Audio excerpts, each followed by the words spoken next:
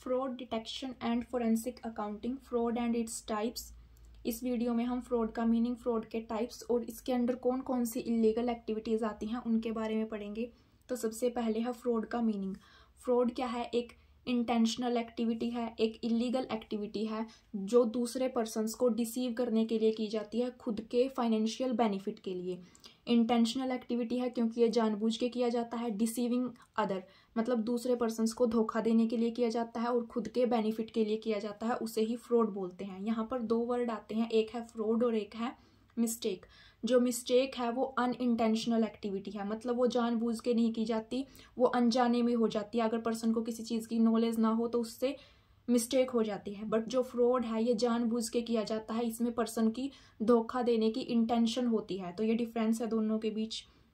अब फ्रॉड के अंदर कौन कौन सी इलीगल एक्टिविटीज़ आएंगी, जैसे कि accounting fraud, asset misappropriation, consumer fraud, cyber fraud, security fraud, tax fraud. तो ये सारी इलीगल एक्टिविटीज़ फ्रॉड के अंडर कंडक्ट की जाती हैं। इसके बाद है टाइप्स ऑफ फ्रॉड। फ्रॉड दो टाइप का होगा, internal fraud and external fraud. Internal fraud का मतलब क्या है? इनसाइड द ऑर्गेनाइजेशन, मतलब जो ऑर्गेनाइजेशन के अंदर के लोगों के द्वारा जो फ्रॉड किया जाएगा उसे हम इंटरनल फ्रॉड बोलते हैं। और एक्सटर्नल फ्रॉड, जो फ्रॉड ऑर्गेनाइजेशन के बाहर के लोगों के द्वारा किया जाएगा उसे एक्सटर्नल फ्रॉड बोला जाता है। इंटरनल फ्रॉड किन किन के द्वारा किया जा सकता है, जैसे कि एम्प्लॉयज़ हो गई, मैनेजमेंट हो गई। तो एम्प्लॉयज़ और मैनेजमेंट ऑर्गेनाइजेशन के अंदर ही काम करते हैं, तो जब फ्रॉड इनके द्वारा होगा तो वो होगा इंटरनल फ्रॉड। और इनके द्वारा किस टाइप का फ्रॉड हो सकता है, जैसे कि अकाउंटिंग फ्रॉड, क्योंकि अकाउंटिंग ऑर्गेनाइजेशन के अंदर ही की जाती है, अकाउंट ऑर्गेनाइजेशन में मेंटेन किए जाते हैं। तो उनके अंदर अगर कुछ भी फ्रॉड किया जाएगा तो वो ऑर्गेनाइजेशन के अंदर के लोगों द्वारा ही किया जाएगा। इसके बाद एक्सटर्नल फ्रॉड, जैसे कि कस्टमर ने कोई फ्रॉड कर दिया, सप्लायर ने या हैकर ने कोई फ्रॉड कर दिया, तो वो एक्सटर्नल फ्रॉड होगा। इसके बाद है अकाउंटिंग फ्रॉड। अकाउंटिंग फ्रॉड को फाइनेंशियल स्टेटमेंट फ्रॉड भी बोला जाता है। अकाउंटिंग फ्रॉड कैसे किया जाता है? जब कंपनी अपने अकाउंट्स के अंदर ऑल्ट्रेशन या मैनिपुलेशन कर देती है ताकि वो शेयर होल्डर, इन्वेस्टर्स या रेगुलेटर्स को डिसीव कर सके। अब कंपनी ऐसा क्यों करती है? कई बार कंपनी अपने प्रॉफिट को कम दिखाती है ताकि उसे शेयर होल्डर को कम डिविडेंड देना पड़े। कई बार कंपनी अपने प्रॉफिट्स को ज़्यादा दिखा देती है अकाउंट्स में ताकि इन्वेस्टर्स उसकी तरफ अट्रैक्ट हो सके और कंपनी में इन्वेस्ट कर सके। कई बार कंपनी टैक्स से बचने के लिए भी अपने प्रॉफिट को अकाउंट में कम दिखाती है। तो किस तरीके से अकाउंटिंग फ्रॉड होता है? फर्स्ट है फॉल्सिफाइंग फाइनेंशियल स्टेटमेंट, यानी कि कंपनी अपने रिवेन्यू, एक्सपेंसेस या एसेट्स को कई बार कम या ज़्यादा करके जब दिखाती है अकाउंट्स में तो वो अकाउंटिंग फ्रॉड है। Second, over stating revenues. कई बार कंपनी की इतनी ज़्यादा सेल नहीं होती, एक्चुअल में सेल कम हुई होती है बट अकाउंट्स के अंदर वो सेल ज़्यादा दिखा देती है। जब अकाउंट के अंदर सेल ज़्यादा दिखाई तो प्रॉफिट भी ज़्यादा दिखाना पड़ेगा, तो इस तरीके से वो इन्वेस्टर्स के साथ फ्रॉड करती है। नेक्स्ट है अंडरस्टेटिंग लाइबिलिटीज़। कंपनी अपनी जो देनदारियां हैं, लाइबिलिटीज़ हैं, उनको छुपा लेती है। कंपनी को बाहर पैसा देना होता है बट अपने आप को, वो फाइनेंशियल पोजीशन को स्ट्रॉन्ग दिखाने के लिए अपनी लाइबिलिटीज़ को छुपा लेती है। इसका एग्जांपल है सत्यम कंप्यूटर स्कैम 2009। इसके बाद प्रिवेंशन मेजर, किस किस तरीके से अकाउंटिंग फ्रॉड से बचा जा सकता है। पहला तो है कि ऑडिटिंग करवाना। कंपनी के जो अकाउंट्स हैं उनकी टाइम टू टाइम एक इंडिपेंडेंट फर्म के द्वारा ऑडिटिंग करना जरूरी है। अगर ऑडिटिंग कंपनी के अंदर वाले पर्सन ही कर रहे हैं तो हो सकता है वो फ्रॉड को देख लें बट उसको फिर भी छुपाते रहें। बट जब एक ऑडिटिंग किसी सीए के द्वारा की जाती है, बाहर के पर्सन के द्वारा की जाती है, तो वो जो कंपनी का फ्रॉड है वो डिस्क्लोज हो जाता है। नेक्स्ट क्या है? Strengthening internal control. कंपनी के अंदर पूरा कंट्रोल होना चाहिए और विशल ब्लोअर प्रोटेक्शन होनी चाहिए, मतलब कि एम्प्लॉयज़ ऐसे हों कंपनी के कि अगर किसी एम्प्लॉयज़ को कंपनी के अंदर फ्रॉड हो रहा है, इस चीज़ का पता चल जाए तो वो उस चीज़ को डिस्क्लोज कर सके। इसके बाद है एसेट मिसअप्रोप्रिएशन। ये कौन सा फ्रॉड होता है? जब एम्प्लॉयज़ या मैनेजमेंट के द्वारा कंपनी की जो एसेट्स हैं अपने पर्सनल यूज़ के लिए चोरी कर ली जाती हैं या फिर उनका मिसयूज़ कर लिया जाता है। इसके बाद है एसेट मिसअप्रोप्रिएशन के एग्जाम्पल, कैश, इन्वेंट्री या फिर एसेट की चोरी कर लेना या फिर उसका पर्सनल यूज़ कर लेना ही एसेट मिसअप्रोप्रिएशन है। जैसे कि कंपनी का क्रेडिट कार्ड है बट उसका यूज़ मैनेजर अपने पर्सनल एक्सपेंसेस को पे करने के लिए कर रहा है, तो वो एसेट मिसअप्रोप्रिएशन है। कंपनी की कोई एसेट्स का यूज़ अगर पर्सनली कर रहा है तो वो भी एसेट मिसअप्रोप्रिएशन है। जैसे कि कंपनी के पास कोई गाड़ी है और वो गाड़ी क्यों रखी गई है कंपनी में, ताकि कंपनी के काम के लिए उसको यूज़ किया जा सके, बट जो मैनेजर है उसका यूज़ पर्सनली कर रहा है, तो ये एसेट मिसअप्रोप्रिएशन होगा। इसके कॉमन मेथड्स हैं। फर्स्ट है एम्बेजलमेंट, जब एम्प्लॉयज़ कंपनी के फंड्स का यानी कंपनी के पैसे का पर्सनली यूज़ करते हैं।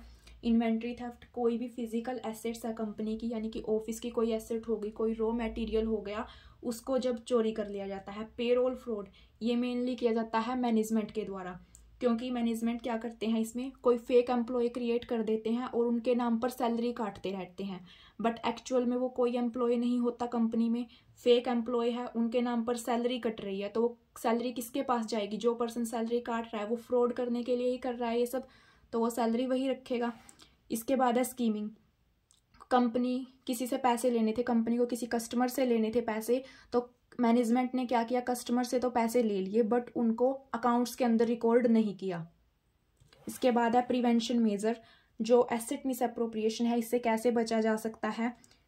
फर्स्ट पॉइंट वही आएगा, इंटरनल और एक्सटर्नल ऑडिटिंग, मतलब टाइम टू टाइम कंपनी के जो अकाउंट्स हैं उनकी चेकिंग होनी चाहिए।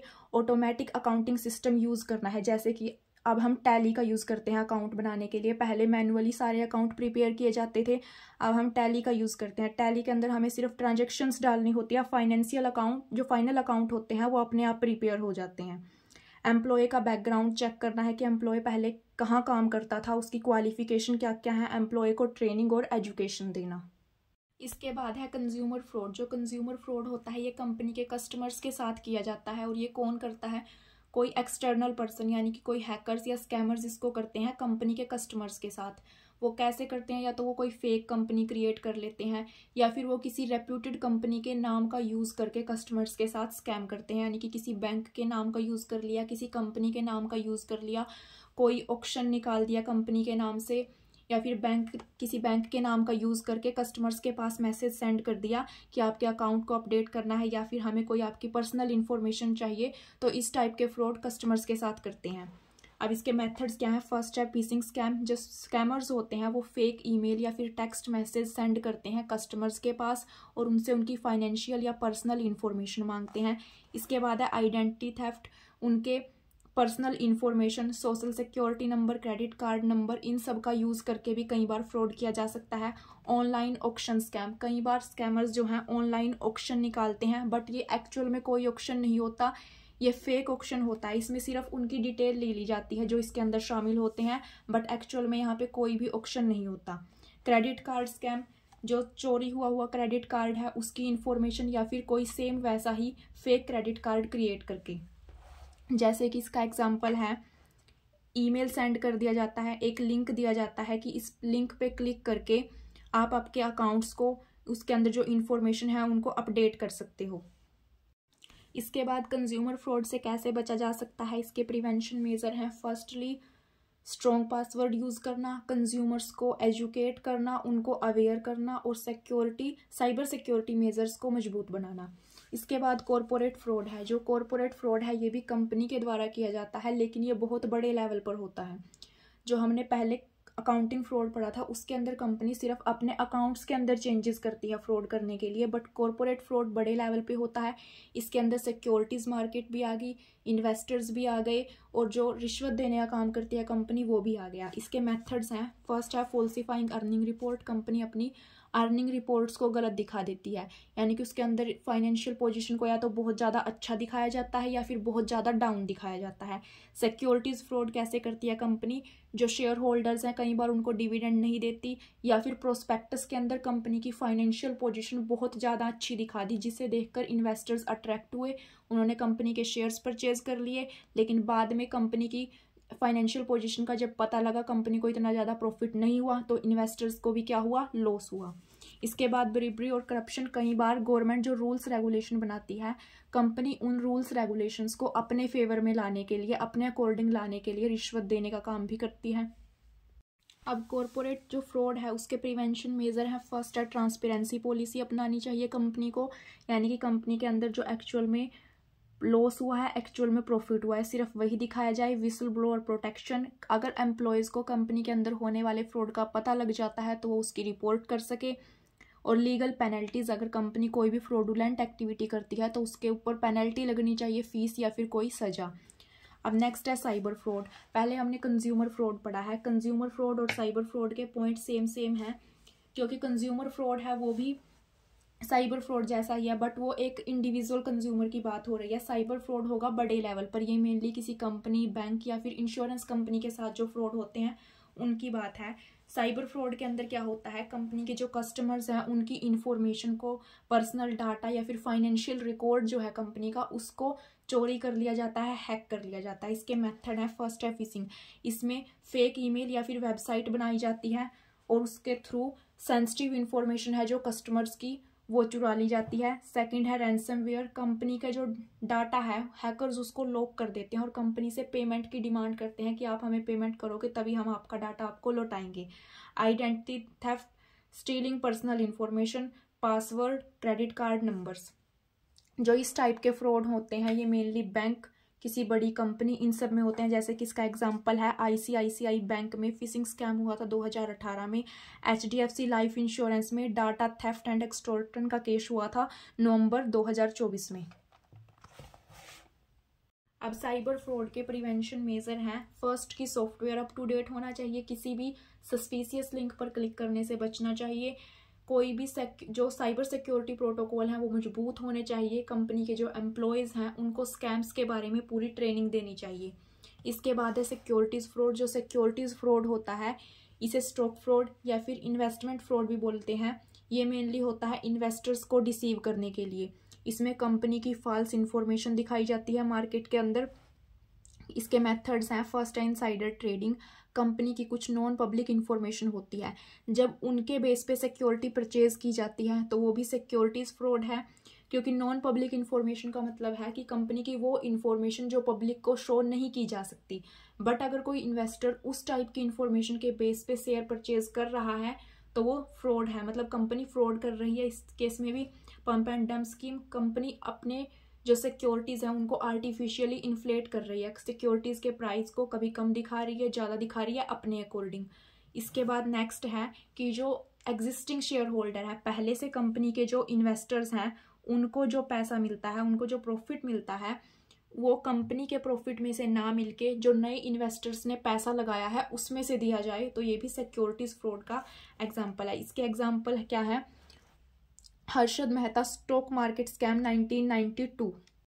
सिक्योरिटीज़ फ्रॉड के प्रिवेंशन क्या है कि कंपनी के अंदर इन्वेस्ट करने से पहले इन्वेस्टर्स को कंपनी के बारे में पूरी रिसर्च करनी जरूरी है। कंपनी जो इन्फॉर्मेशन इन्वेस्टर को प्रोवाइड कर रही है उसको वेरीफाई करना जरूरी है। अकाउंट्स को मॉनिटर करना जरूरी है और कोई भी अगर सस्पिशियस एक्टिविटी पता लगती है तो उसकी रिपोर्ट करना जरूरी है। इसके बाद है टैक्स फ्रॉड। टैक्स फ्रॉड किया जाता है इंडिविजुअल के द्वारा या फिर किसी बिजनेस के द्वारा अपनी टैक्स लाइबिलिटी से बचने के लिए, यानी कि टैक्स देने से बचने के लिए। जब कोई भी इंडिविजुअल या फिर कोई बिजनेस है अपनी फाइनेंशियल इंफॉर्मेशन को गलत दिखाता है तो वो टैक्स फ्रॉड है। इसके मेथड है अंडर रिपोर्टिंग इनकम, यानी कि पर्सन अपनी जो इनकम है उसको छुपा लेता है या फिर उसको कम दिखाता है ताकि वो टैक्स से बच सके।